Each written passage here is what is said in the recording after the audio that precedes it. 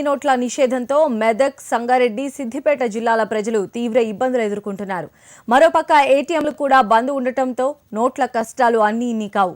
Petrol బంకుల్లో, షాపుల్లో, మార్కెట్లో పెద్ద నోట్లు తీసుకోవడం లేదంటూ ప్రజలు మండిపడుతున్నారు. 500 పెట్రోల్ పోసుకున్నా అంటే చేంజ్ అయ్యేదంట, అందు గురించి 500 వేసుకున్నా. అంటే అది చేంజ్ అయితే వేసుకుంటే 500 వేసుకోలేకుంటే వద్దన్నట్టు మాట్లాడుతున్నారు. నేను 100 రూపీస్ వేసుకుందాం అనుకున్నా, ఇప్పుడు ఓన్లీ 500 వేసుకున్నట్టు వచ్చింది.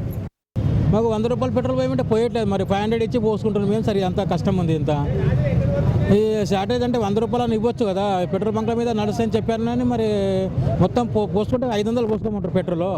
ఇది ఇబ్బందికరంగా ఉంది సార్ కొద్దిగా. మళ్ళీ 2 రోజులు ఏటీఎం బంద్ ఉన్నా కూడా మాకు ఎట్లా సార్ ప్రాబ్లం. ఇప్పుడు 500 పెట్రోల్ పోసుకున్నదా మళ్ళీ వేరే ఖర్చులు ఏం చేయాలి సార్ మేము? ఎట్లా ఇప్పుడు వేరే ఖర్చులు అయినా కూడా వేరికి పోయినా కూడా వాళ్ళు 1000 తీసుకుంటే 500 ఇవ్వమంటారు, లేకుంటే 500 1000 రూపాయలు తీసుకోమంటారు. 500 పోస్తామంటున్నారు.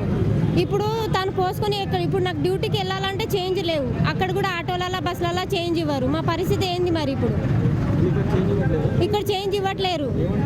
పోస్తే 500 1000 రూపాయలు పోసుకోవాలి, కనీసం 400 పోసి 100 రూపాయలు ఇవ్వమంటే కూడా ఇస్తలేరు.